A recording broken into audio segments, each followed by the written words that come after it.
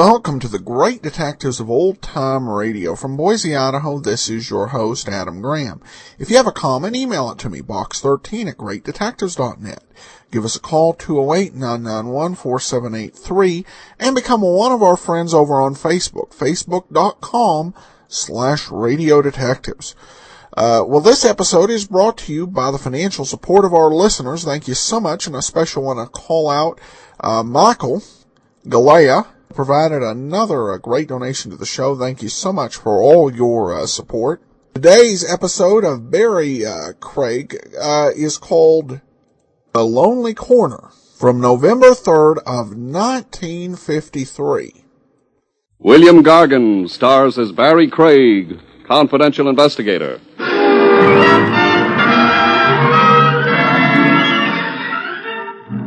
Murderers must have a lot of trouble keeping their books balanced. For one thing, they can't always be sure when they're going to make their next killing. And for another, so many of their assets are buried.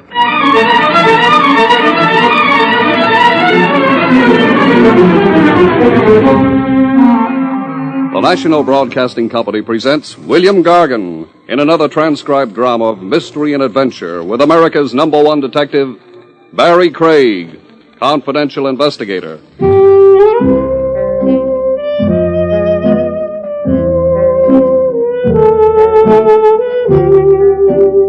Barrie Craig speaking.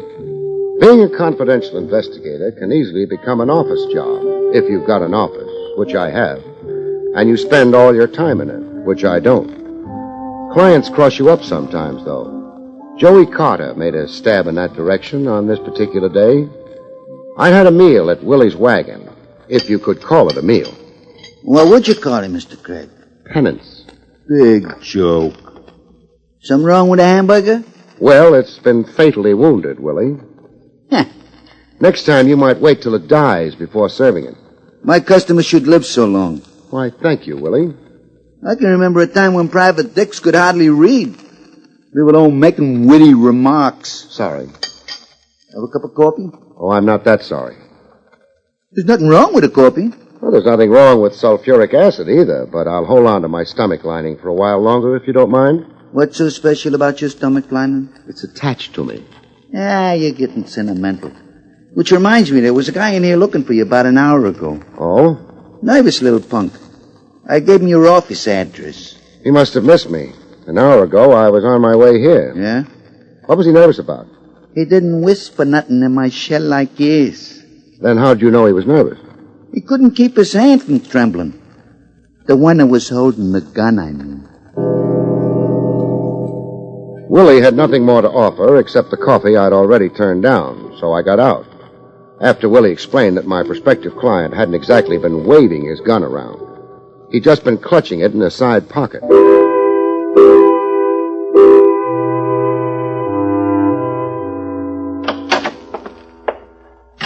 Jake, who'd given up a handful of stony acres in Vermont for an elevator cage in the building where I had my office, added a few, very few, well-chosen words. Hi. Hello, Jake. Nice day. Yep. How have things been on Madison Avenue today? Dull. No pretty girls? I reckon there was. Now, don't tell me you're getting old. Busted my glasses. Oh. Well, tomorrow will be another day. Yep. But I'd like to get up to my office before then. Oh, I keep forgetting. Going up? Where else could I go from the ground floor? I guess you're going up. Other fellow went up, too. Which other fellow? One looking for you. Well, thanks for letting me in on it. Was he a small man? Yeah. Nervous? Yep. Said he'd wait for me in the office? Yeah. Ain't come down, either. Which means he's still up there, unless he used the back stairs. Yeah. Did he mention why he wanted to see me? No. He was carrying a gun, wasn't he? Oh, you heard about him. From Willie. He tried to get a hold of me at the wagon, but... Fella drink any of Willie's coffee? I don't know. You better hurry on to your office, because if that fella did... Yeah? He'll be needing major surgery. You're exaggerating. Well, I had some of that coffee when I first come to town, before I knew better. You're still alive? Yeah, but mighty feeble. You just hear something, Mr. Craig? Your buzzer. Somebody's ringing for you downstairs. What's the matter with them? Can't they walk up a few stairs? They may never have used your elevator before. You want again? Noisy fellas. Excuse me. Not at all. Jake's elevator headed downstairs at considerably less than the speed of light. I headed for my office, in no particular hurry. I don't like small men with guns. Sometimes they get to thinking they need a gun as an equalizer. It might be psychological, but bullets never heard of Sigmund Freud. I didn't spot him when I first got into the office. It was late afternoon. The dying sunlight didn't quite make it to the corners of the room. It was in a corner that my client was waiting for me. A lonely corner, the loneliest of all. The corner where a man creeps to die.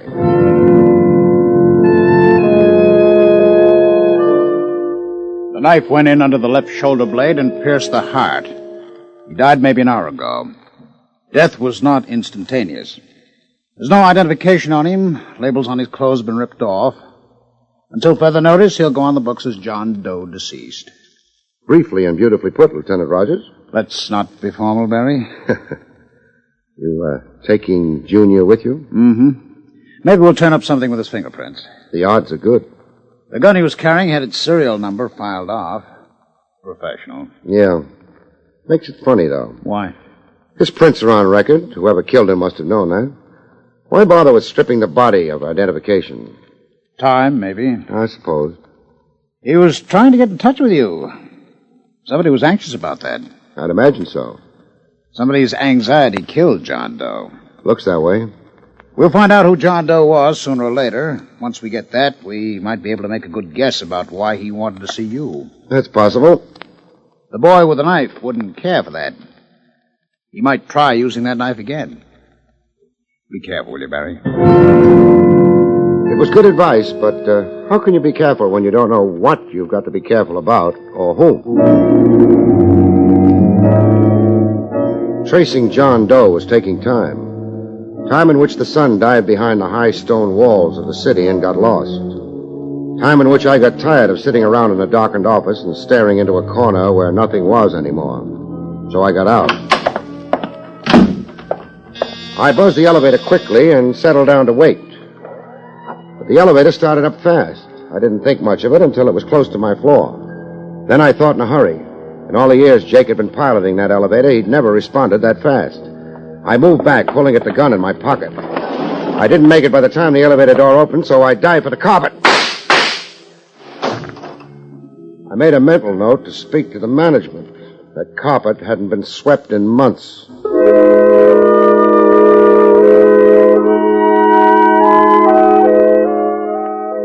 The little stranger in the elevator hadn't waited to see if the bullets had found me. I thought maybe I could let him know if I got down the back stairs fast enough. Then I ran into Jake. At the foot of the stairs, slumped behind the door that led to them. Jake. Jake. Yeah, if I remember correct. Boy, you had me worried for a minute. Aye. Hi. Head don't feel so good. You were hit on it. Maybe that's why I don't feel so good. Must have been hit by a piece of my farm up in Vermont. A rocky piece. That was the only kind there was. Here. Oh. Here. Thanks, Mr. Craig. How is it? It was better laying down. I figure I'll live, though. Good. Getting my glasses back tomorrow. Oh. You mean you'll be able to see the girls on Madison Avenue again? Yeah. Well, maybe we better get back to the lobby. Might be customers. All right, but hold it where you are. Well, the lobby's empty. Come on. You figured the fellow that hit me might still be around? Possibly. Too bad he ain't. Not so bad. He was carrying a gun. Oh? Minus a few bullets now. Fellow took the elevator up? When I rang for it. Oh, you got dust on your suit, Mr. Craig. Carpet upstairs? Yeah. Ought to be swept sometime. You might take it up with the cleaning woman. Yeah. When she gets over her lumbago. The carpet hasn't been swept for years. Well, Miss Abercrombie's had lumbago for years. Jake, did you see the man who slugged you? Not too good. My glasses, you see. Yeah. Well, he's probably a half a dozen miles from here by now. So long, Jake. Going out? Sure. Mr. Craig, Yeah? the fella that took them shots at you, he might be hanging around. What for? Another helping. No, it was a professional job. Hit and run. If they don't make it the first time, they wait until they can arrange another setup. Well, I hope you're right, Mr. Craig. So, do I. My analysis was probably right. That didn't prevent me from holding my breath as I went through the lobby door. Then across the strip of pavement that separated me from my car and into it. I didn't waste any time getting underway. No gunfire. I decided I could start breathing again. Mr. Craig? I beg your pardon? Oh, I'm the one who should... Let's not quibble about who begs whose pardon. I'm just a little worried about whether this is my car. It's your car. I never noticed that it came equipped with a small blonde before. Do you mind? I was a normal red-blooded American boy, Miss... My name is Doris. Doris Cheney. How do you do? And do you spend much of your time parking in other people's cars? Only when the other people are Barrie Craig. Must be my new tie. The man who sold it to me said it would attract blondes like flies. It's not a very nice comparison. Flies are pests. Blondes can be, too. On the other hand... now that the gay chit-chat is over, well... But I had to see you. I've got an office. Oh, I couldn't be seen going there. You're shy? I'm afraid. And you figured staking out in my car you'd be safe. Well, for a while anyway, and eventually you'd come out and get in the car. And then we'd be together. Yes. Without witnesses. Yes. You're fumbling with your bag. Is there a gun in it? No, there isn't. I'm nervous. It's too early. We haven't come to the reasons for your being here yet. We've come to the reasons. My mistake. The name of the man who was killed in your office today was William Cheney. I concentrated on my driving. Concentrating on a small blonde is more fun, but is more likely to end up in a crash. She didn't add anything to the identification. I didn't figure she was finished yet, though. I gave her the cue. Relative? My husband. No relative. We haven't been living together for some time. He made noise when he ate soup? He was a thief. Oh, and that wore on your nerve. Well, I hadn't known when I married him. That happened. You don't sound as if you believe me. I don't have to believe you. You're not a client. What? Some reason or other, people never tell the truth to detectives if they can help it. Maybe they figure detectives should be smart enough to find out the truth for themselves. Sometimes detectives do. But if I were a client? I'd have to believe you. It's not on my license, but it's the way I play. I want you to believe me, Mr. Craig. It's $50 a day in expenses. That's not too bad. Depends on what you're buying. Suppose you hire me. What are you in the market for? An alibi, maybe? Alibi? For what? Your husband didn't die of old age. Oh, you think I... You could have. You knew where my office was. You knew he died there. But... Did you kill him? No. Okay.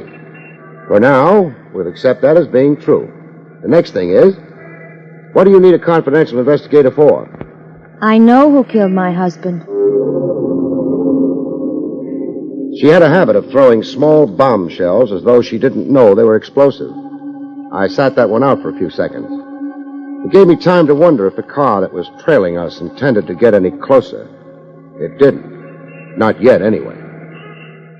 You know who killed William Cheney? Yes.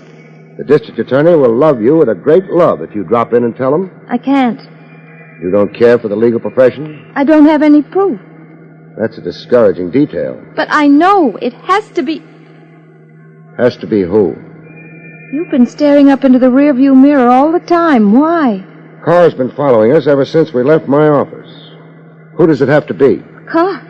Then someone... So far as we know, no one saw anything but me getting into my car and driving away. Who killed your husband? They must have noticed It's night. They've not been close enough to make any identifications. Maybe not even to spot the fact I've got a passenger. Why are you holding out on me? I'm not, only... The headlights are getting bigger. We're going to have company pretty soon. Look, Mrs. Cheney, it's corny. Somebody with something important to tell is stalling about it until it's too late. You mean until they get killed? Yeah. And by then, the something important isn't important anymore. At least not to the one who dies. John Hurley. John Hurley. My husband worked for him. And since your husband's profession was a thief, you mean he stole for him? Yes. That's background. Now hand me motive. My husband stole something. Hurley thought he was going to double-cross him, not turn it over to him. Was he? I don't know. I haven't seen Bill for months, since we separated. You make the marriage sound like ancient history. Your news is fresh, though. But Bill's phoned me lots of times, begged me to take him back. But, What was it he was holding out? well, I'm not sure. Jewels, I think. Uh-huh. Slide off the seat and get on the floor. What? Do as I say. All right. What's wrong? Car trailing us is getting too close. I've been shot at once today. It could happen again. I don't want you in the line of fire. But they might not miss again. I know. That's why I'm going to dedicate a fender or two to self-preservation. Grab onto something, we're going to have a small collision.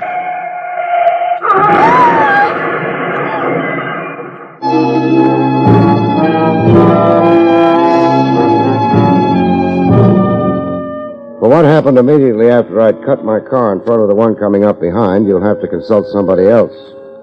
Obviously, both cars spun, slid across the street, and wound up attacking a lamppost. I was among those present, sure, but I wasn't sitting up and taking notice. I was lying down and being unconscious. Oh. Barrie. Oh. For a little while, I thought maybe my sins had been overlooked and I was in a better place. But what would the voice of Lieutenant Rogers be doing in a better place? I guess you're alive. Thanks. Oh, ouch. I could have told you this was no time to brush your hair back. It's my older brother who has two heads. Maybe I'm my older brother. That lump you're fondling isn't another head. Oh. Crab. Yeah? News.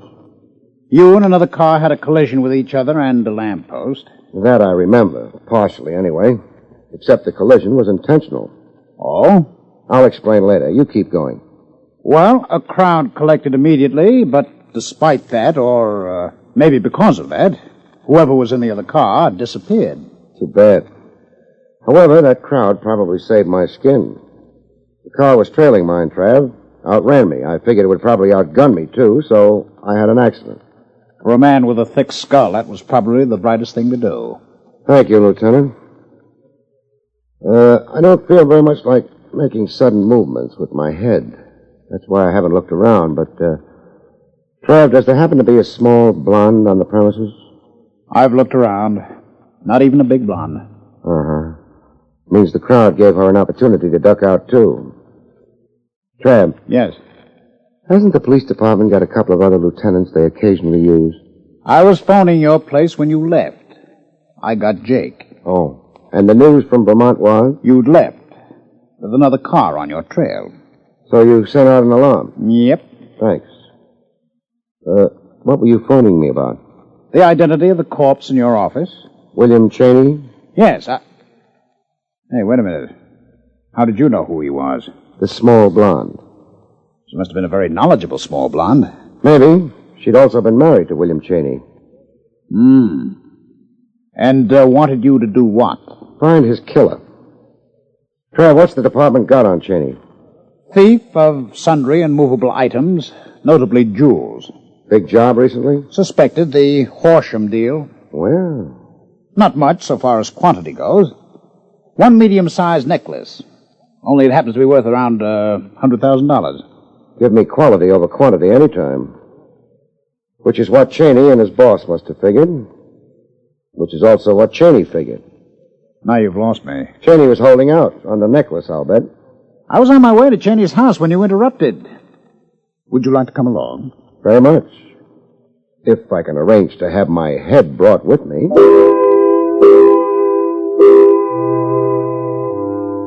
But I was pleasantly surprised. My head stayed with me.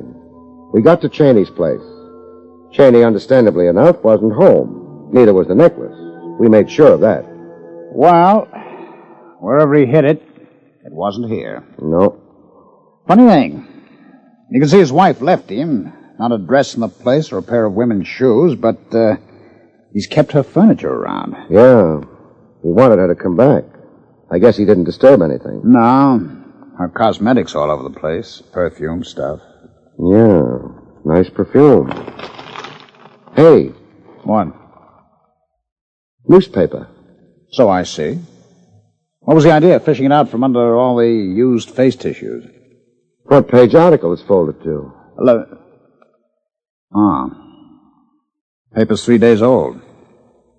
Horsham's story broke 3 days ago. Which means Cheney was on the run for 3 days before they got to him in my office. Maybe he had the necklace on him? Then they'd have lost interest in me, but they didn't. No. Then the necklace is still among the missing. So far as Horsham, who owns it, is concerned, and so far as, who else? So far as John Hurley is concerned, I think. The small blonde gave you Hurley's name? Yeah. It might be a lead. Why not try it? John Hurley's been a bad boy for some time now. The department's got lots of warrants out for him. Trouble's been, nobody's found him to serve them on him. He must be around. Oh, I'm sure he is. Not half as sure as I am. I'm the one he's been spraying bullets at. We can always issue another warrant. I don't doubt it. The only thing is, I'd like to be around when it happens. Around and alive. That, for the time being, was that. Trav returned to wherever lieutenants of police return in the middle of the night, and I got some work done. Not finding Hurley. No private detective can come even close to the police when it comes to tracing people.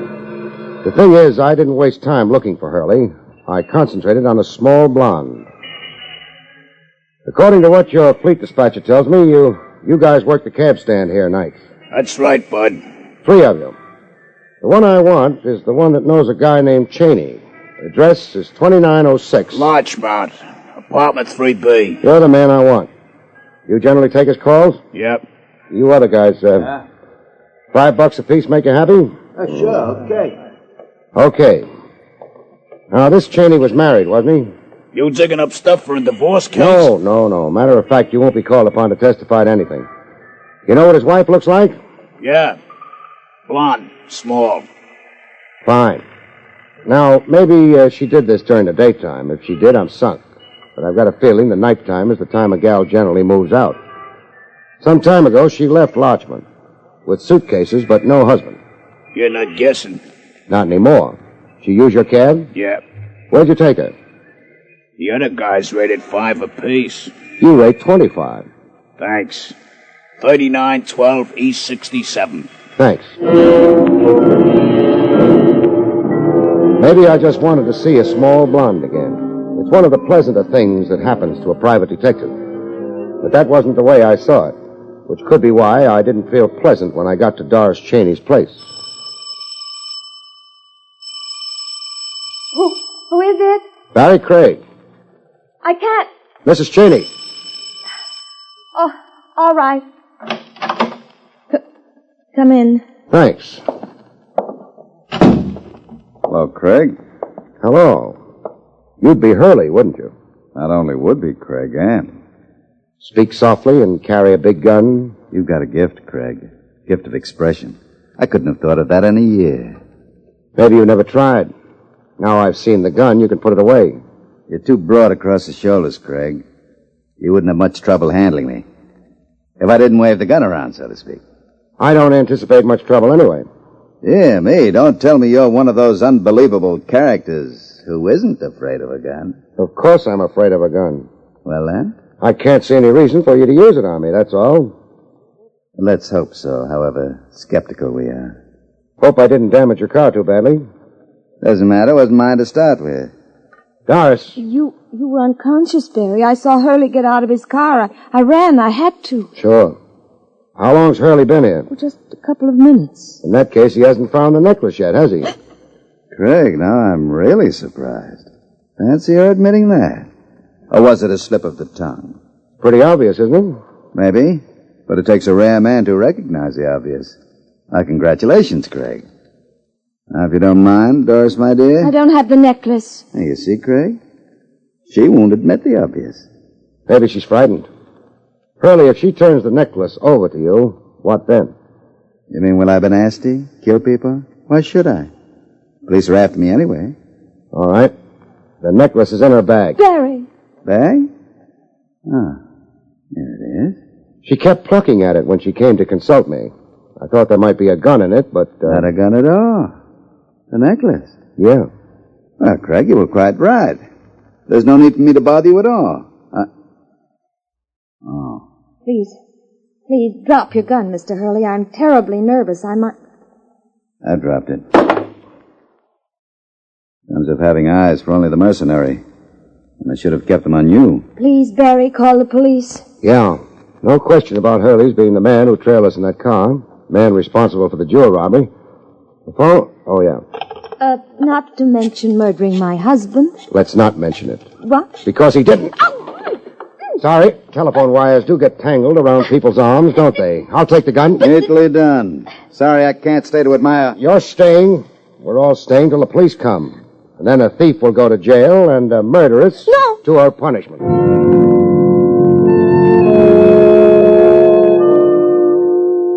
Some of it I've got, Barrie. Fine, Trav.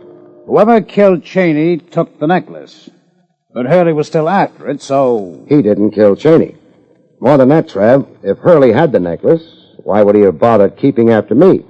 Well, but Doris did. Doris had to. She had to find out if Cheney had told me about her part in the deal. Hurley wouldn't have cared. Oh, that's true enough. So Hurley hung around, socking Jake on the head. And it was Doris in the elevator, wasn't it? Yeah, she missed. Jake was knocked out. All she did was walk out the front door and wait in my car. Fits together nicely.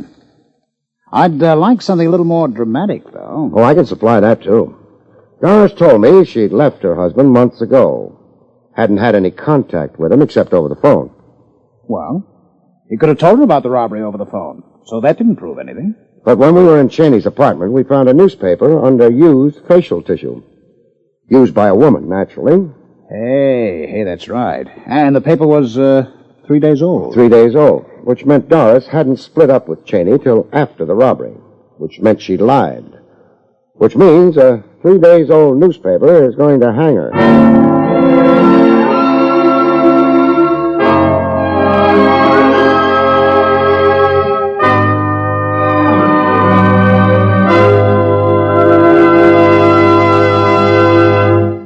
You have been listening to William Gargan in another exciting transcribed mystery drama from the adventures of Barrie Craig, confidential investigator.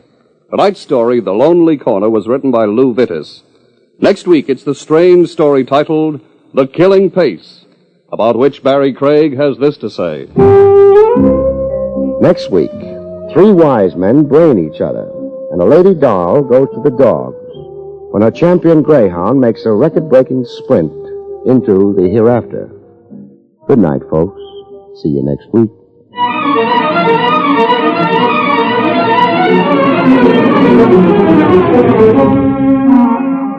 The National Broadcasting Company has brought you William Gargan, starring as Barrie Craig, confidential investigator. Featured in the role of Jake was Parker Fennelly. This is Don Pardo speaking.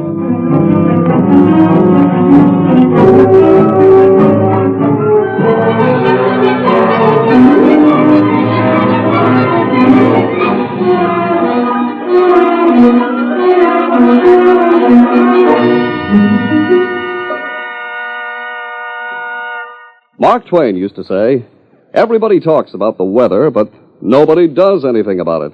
We might add, everybody talks about the bad conditions in our schools, but nobody does anything about it. But no, that wouldn't be quite fair. Today, good citizens all over the country are working to improve our schools. It's true that in many communities, schools are outmoded, run down, and overcrowded.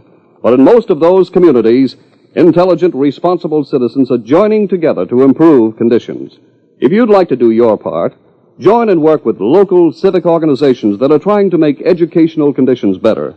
If you'd like to know what other communities are doing to improve their schools, just write to the National Citizens Commission for the Public Schools, 2 West 45th Street, New York, 36, New York.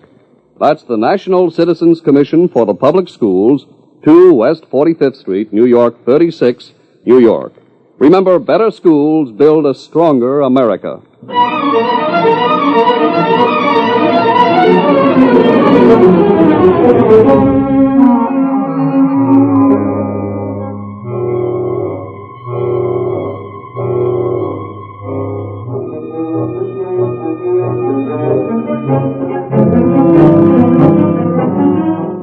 now enjoy Dragnet, starring Jack Webb on the NBC Radio Network.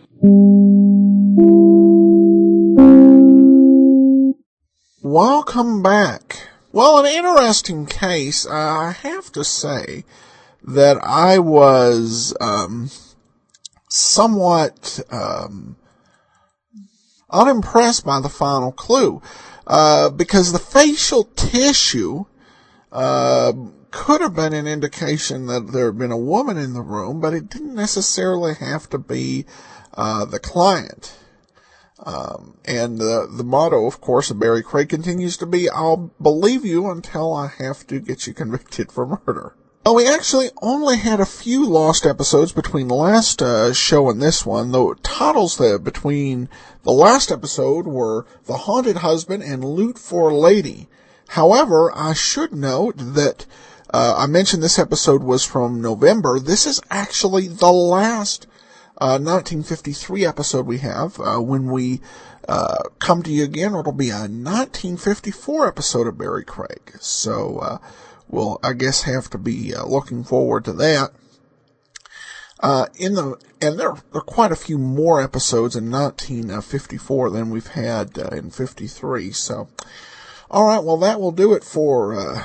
We do have one brief listener comment. Just a simple, great show on Podcast Alley from Nelson. Well, thanks so much. All right, well, be sure to cast your vote for the show on Podcast Alley. I can announce we finished first on Podcast Alley for the first time ever in the month of December. So definitely want to continue that forward. Encourage you to cast your vote for the show at Podcast Alley. .greatdetectives.com. Become one of our friends on Facebook, facebook.com/Radio Detectives. Now more than 1,100 friends, and would love you to join us. And follow us on Twitter at Radio Detectives. But from Boise, Idaho, this is your host, Adam Graham, signing off.